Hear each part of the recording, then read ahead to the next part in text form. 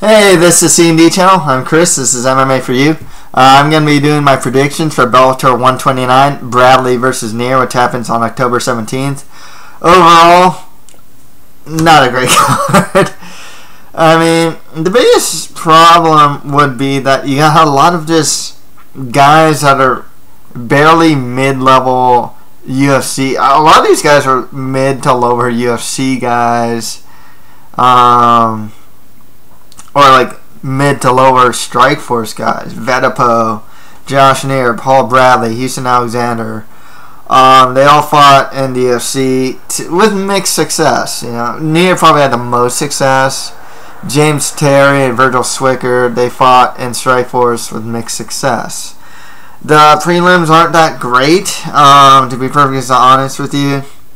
Not many like standout prospects. Honestly, there's a fight between Jozette, the #1 headbuster Cotton, versus Holly Lowbear Lawson. That's probably like the most interesting fight to me. I know Jozette Cotton, as far as like, there's not many female fighters at 155 pounds. I believe she's fought in that division, if I'm not mistaken. I know I've seen a fight with her. That's probably like one of the more interesting fights to me, just because I don't know if they're playing what they're planning by having that fight there, besides just having a women's fight. I don't know if she can cut down to 145. Maybe that's the plan. Anthony Smith, he fought in Strikeforce. He's not too bad, I suppose. Got a lot of weird experience difference fights. A guy with a 5-3 record versus a guy with a 33-21 record. So, very, not the best card in my opinion, to be perfectly honest with you. Not to say that, it can't be exciting. I mean, that's the thing with MMA, If you're watching just for the sake of fighting, could be fun, If you're watching for name value or like up and coming prospects or something like that, this is not the card for that. Let's just get started. So in the main event, we have Paul Bradley versus Josh Neer. Both these guys, he's fighting the UFC. Paul Bradley has a 21-6 record with 1 no contest, 7 wins by KO TKO, 7 wins by sub. 31 years old. He's trains at Alliance. Interestingly enough, Neer is actually on a 3-fight win streak, and Paul Bradley's coming off a loss to Nathan Coy. Not to say, he's just getting beat up in the stand-up the whole time by Nathan Coy. Paul Bradley, stand-up's just average at best. He's kind of a grinder, actually. From what I remember watching this fight against Carl Amosy, just kind of laying prey on the guy. It's good wrestling, good top control. Sam's kind of average. Like I said, though, Nathan Coy was just beating him up on the feet pretty easily. Josh Neer, 36-13 record with 1 draw, 18 wins by KO TKO, 14 wins by sub. He also has 2 losses by KO TKO and 5 losses by sub. 31 years old, on a 3-fight win streak. Trains out of Cesar Gracie's. His stand-up's good. He has a good clinch game too, actually. He's pretty brutal in the clinch. He'll clinch you up, throw elbows as his free arm and whatnot. And he has a very underrated Brazilian Jiu-Jitsu game. The guy's good off his back. He'll throw triangles. He's a good scrambler. Still remember, really good fight a long time ago against Nate Diaz. Got a nice guillotine after he was getting beat up when he fought in the UFC against Ludwig. I still remember that. Got knocked out by Mike Pyle. I remember those fights. Lost to Eddie Alvarez. So, but I always said he's a well-rounded guy. I mean, he could probably work on his takedown defense, and that's why that's where I see Paul Bradley winning. It's probably in wrestling and being able to stay on top. But with Neer, like I said, I think he is the better stand-up. and probably has the better, like, he's probably the better Brazilian Jiu-Jitsu practitioner. So I'm going to go with Josh Neer to win this one. Like I said, I think he can win in the stand-up. Hopefully he doesn't, like, get put on his back and just stay there. Hopefully he can scramble or whatnot and get the win. So Josh Neer for the win. Next right after that, Houston Alexander fights Virgil Zwicker. Virgil Zwicker has a 12-4 record, 9 wins by KO or TKO, 2 wins by sub, 32 years old, training out of Team Quest. He's taking this fight on short notice. Alexander was supposed to fight James the Colossus Thompson. I believe this is a heavyweight fight, or like a catchweight heavyweight, where it's like 215 or something like that. I always remember Virgil Zwicker for his fights in Strikeforce. I remember he got knocked out by LeVar Johnson, but I remember his fight against Guto Inocente. And man, did this guy just take a beating and just kept coming at him. So I always remember Zwicker as being a very resilient guy. He's kind of a brawler. He's got actually a pretty decent chin. Stand-up defense isn't the greatest. I want to say he fought in Bellator 1 or 2 fights ago and got submitted. You know, so I can't really speak much for his ground game. Houston Alexander, 16-2 record with 2 no contests, 11 wins by KO or TKO, 3 wins by sub. He also has 5 losses by KO or TKO and 2 losses by sub. He's 42 years old, trains out of Grudge and Hit Squad. He does have good Muay Thai. He's really heavy-handed. His knees are good. He's actually not a bad kicker as well. But the problem is with Houston Alexander is, like, all I can say good about him is offense. Defensively, he doesn't have the best chin. His cardio isn't very good, and he's relatively weak off his back. So the problem, the thing is, like, it's hard for me to pick because Virgil Zwicker is taking the fight on short notice. Houston Alexander has a lot of liabilities himself. Nonetheless, I'll go with Houston Alexander just because of his stand-up offense. I think I can imagine this fight would stay standing anyways. And I would think that Alexander could get the better of Zwicker if the fight remains standing. Okay, next right off that, Andre Santos fights James Terry.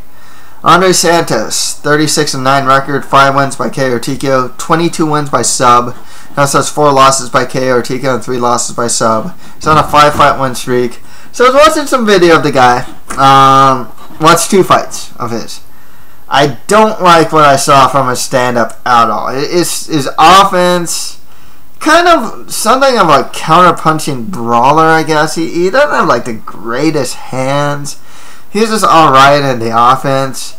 His stand-up defense left a lot to be desired. I mean, when he throws, especially when he's countering, he leaves his chin up. So all of a sudden he's throwing, and all of a sudden his chin's up. And then his hands go down, too. As he throws. His hands progressively go down. He does have really good Brazilian Jiu-Jitsu and a really good front choke series. Really good anaconda choke especially. James Terry, 14-7 record, 8 wins by KO or TKO, 6 wins by decision. He also has 2 losses by sub, 33 years old. I remember his fights in Strikeforce. He lost like Carlos Fedor. He actually beat a very strong Brazilian Jiu-Jitsu practitioner in Magno Almeida, I think. I think that's who it is. Knocked him out. He trains at the Kung Lee's headquarters, so he does have good stand-up. I actually watched one of his more recent fights against, I think it's Marcus Gaines. Just blew him out of the water. Just rushed him, got him against the cage, and started unloading. Got the win. I mean, just super easy. He's 33 years old. I believe he has a wrestling background too, if I'm not mistaken. James Terry does. So I gotta go with James Terry for a win here. I think he can beat up Santos in the stand-up. I wasn't impressed with Santos' wrestling game either.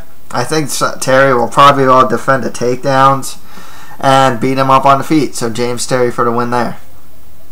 Next, right after that, Davin Clark fights Joe Vedepo. Davin Clark, 5-1 record with 2 draws, 2 wins by KO TKO, 1 win by sub. He's on a 2-fight win streak, training out of AKA. But the last time he fought was in June 2012. I saw his very last fight that he had, which was on June 2012, against a guy named Leroy. Leroy something or another. Forgot his last name. I liked what I saw. I didn't get to see much of his ground game except for a couple standing guillotine attempts. The fight was also shown it was someone's video, and they pretty much showed it on the big screen. It wasn't even in the cage, which was fine because you actually got to see more action that way.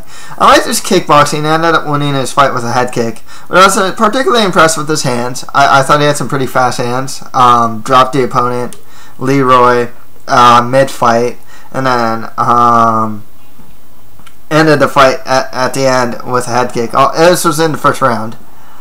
Joe Vedepo, 16-8 record, 6 wins by KO TKO, 7 wins by sub. He also has 4 losses by KO TKO and 2 losses by sub on a 2-fight win streak. Trains out of ATT. Joe Vedepo, one thing I'll say about this guy, very resilient guy. I remember his fight in Bellator. He's actually had some pretty fun fights in Bellator. Stand-up's good, his Brazilian Jiu-Jitsu's good. He's kind of good everywhere, but not great anywhere. Always got one thing I remember, especially in his Kendall Grove fight, very resilient guy, That's the thing. He's a guy that keeps coming at you, no matter what. I gotta go with the experience of Joe Vedepo here. He has a lot more fights. He's not... the thing is, though, with Davin Clark, he trains out of a good camp in AKA. You never, last fought in June 2012, so it's been a 2-year layoff. But with a lot of guys coming off a layoff, a lot of times they're not just sitting on a couch, and drinking beers. Usually they're training and getting better. So you never know how much better Davin Clark's getting during this time. But as far as a known quantity, Joe Vedepo, he's been fighting recently. He's on a good win streak. Solid but not spectacular fighter. Gotta go Joe Vedepo for the win. On the prelim card, I'm gonna just say it right now. I've probably seen a couple of these guys fight here and there, probably on some Bellator prelims. But the fact of the matter is, I don't remember any. A lot of these guys. I've seen Jozette Cotton. I've seen Anthony Smith. I think I've seen Michael McBride fight. I know I've seen Mike Estus fight once or twice. For the life of me, though, I can't remember a lot of these people. So a lot of them are just gonna be pick'ems for me. So first pick'em fight: Chris Lane fights John DeVall. Chris Lane has 11-12 record, 1 win by TKO, 9 wins by sub. He also has 7 losses by KO TKO, 4 losses by sub on a 2-fight win streak. Trains out of Hard Drive MMA with the likes of Steve Carl and Derek Mayman. John DeVall, 8-6 record, 1 win by TKO, 7 wins by sub. He also has 2 losses by KO or TKO and 2 losses by sub on a 3-fight win streak. I'll go with John DeVall. He doesn't have the losing record. He doesn't have as many losses by finish. So I'll go John DeVall for the win there. Next fight after that, Tim Bazer fights Eric Howser. Don't know anything about these guys. Bazer, 14-16 record, 3 wins by KO or TKO, 9 wins by sub. He also has 9 losses by submission, and he's 38 years old on a 2-fight losing streak. Eric Howser has a winning record, 6-2 record, all 6 wins by submission, against a guy who's lost again 9 times by sub. You know what I mean? It's he has 1 loss by TKO and 1 loss by sub. He's on a 5-fight win streak. Howser's never been past the 2nd round, so he's a finisher. And his last 3 wins have been by triangle choke. I'll go with the guy with the winning record, Eric Howser, for the win there. Next fight after that, Michael McBride fights Kevin Morris. Kevin Morris, 4-3 record, 1 win by TKO, 2 wins by sub. He also has 2 losses by KO or TKO. One thing that is notable about Morris, though, he trains out of Rufus Sport. Same camp as UFC lightweight champion Anthony Pettis. among other great fighters. Michael McBride, 6-1 record. All 6 wins are by submission. He's on a 2-fight win streak. I gotta go with Michael McBride for the win there. Next fight after that. I don't know anything about these guys. Martin Brown fights Brian Corley. Corley has a 2-1 record. 1 win by TKO, 1 win by sub, 1 loss by submission. So actually on a 2-fight win streak, and he's never been past the first round. He's fought very sporadically though. 1 fight in 2007, another fight in 2009, and then another fight pretty recently in 2014. So he's actually, he keeps having these layoffs, and then now he's having to fight close to his last fight, actually, just a month apart. Martin Brown, 7-2 record, 3 wins by KO or TKO, 1 win by sub. He's 30 years old on a 5-fight win streak. I'll go with the guy with more experience, Martin Brown, for the win. Next fight after that, it's a catchweight of 162 pounds. I want to say it's the first. This will be the first women's fight in Bellator since they dissolved their women's divisions, if I'm not mistaken. So Jozette, the #1 headbuster Cotton, fights Holly Lil Bear Lawson. Very interesting here.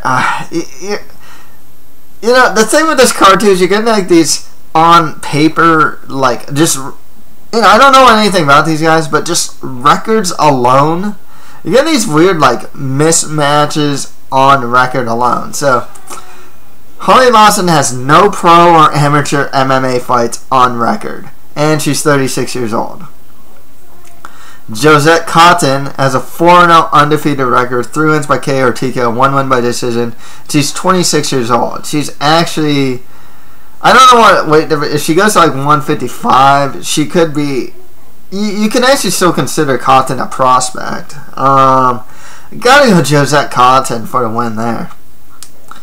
Next one, I thought Brian Green fights Anthony Smith. Brian Green. I don't know anything about Brian Green, but I do know about Anthony Smith. So Brian Green, 31-19 record, 5 wins by KO or TKO, 26 wins by sub. So he is a finisher. He also has 9 losses by KO or TKO and 7 losses by sub. 29 years old. He's 5'11", whereas Anthony Smith's 6'4". Anthony Smith fought in Strikeforce and had 1 fight in the UFC. He lost against, in the UFC, was Antonio Braganeto, and then he got cut. Anthony Smith, 18-11 record, 8 wins by KO or TKO, 9 wins by sub. Has 6 losses by KO or TKO and 5 losses by sub. I think he has another type of win, and I think it's by DQ or something like that. He's only 26 years old, and he's 6'4". He's really tall. He is a finisher. He's never actually been to decision. His stand-up's actually not too bad. His Brazilian Jiu-Jitsu skills aren't too bad either. Off his back, he throws triangles. He's really tall. One thing about him, though, he has a really weak chin. He's a guy that loses to a specialist. I think he lost to Roger Gracie. So if you're like a specialist in Brazilian Jiu-Jitsu, those guys beat Anthony Smith. If you're like a specialist striker, those guys beat Anthony Smith as well. So yeah, his chin's not very good. The guy gets knocked out a lot. Nonetheless, Anthony Smith, I've actually found him to be somewhat a solid fighter. His stand-up's not too bad. I'd say it's kind of average. Ground game's not too bad either, Against like these Brazilian Jiu-Jitsu black belts, yeah, he gets tapped. Against other people, he can tap others. Gotta go with Anthony Smith for the win there. Next fight after that, Marquez fights Victor Moreno. Don't know anything about these guys. I think I've seen Victor Moreno though. I don't remember what he brings to the table. Moreno though, 33-21 record, 16 wins by KO TKO, 12 wins by sub. He also has 2 losses by KO TKO and 18 losses by submission. Wow, out of 21 losses. Jeez. And most of the time when he loses, the only time he's lost that wasn't he's only had 1 fight where he's lost that didn't go to decision. So if he loses, he gets finished most of the time, and he's 30 years old. Marquez, 5-3 record, 1 win by TKO, 3 wins by sub. I'm going with Victor Moreno, even though I don't really like what I see from the numbers here. It just has way more experience. That's really what I'm going with. Once again, I don't know much about these guys though. And finally, Mike Estus fights Ryan Shell. Very similar records actually here. Mike Estus, 6-2 record with all 6 wins by submission. Both of his losses are by submission. So he's 31 years old on a 2-fight losing streak. He's never been past the second round, and he is a finisher. Ryan Shell, 6-1 record, 1 win by KO, 4 wins by sub. I was actually going to go with Estus, but I realized he's on a losing streak. You know what? I'll change my pick. I don't know much about these guys. I'll go with Ryan Shell for the win there. Okay, to recap, I have Josh Neer over Paul Bradley. Houston Alexander beating Virgil Zwicker. James Terry over Andre Santos. And Joe Vedepo beating Davin. On the prelims, I have John DeVall over Chris Lane. Eric Howser over Tim Bazer. Michael McBride over Kevin Morris. Martin Brown beating Brian Corley. Jozette Cotton over Holly Lawson. Anthony Smith over Brian Green, Victor Moreno beating Marquez, and Ryan Shell over Mike Estus. So that's it for my predictions for Bellator 129, Bradley versus Neer. If you have any comments, just leave them below. And that's it for MMA for you. Thank you guys very much.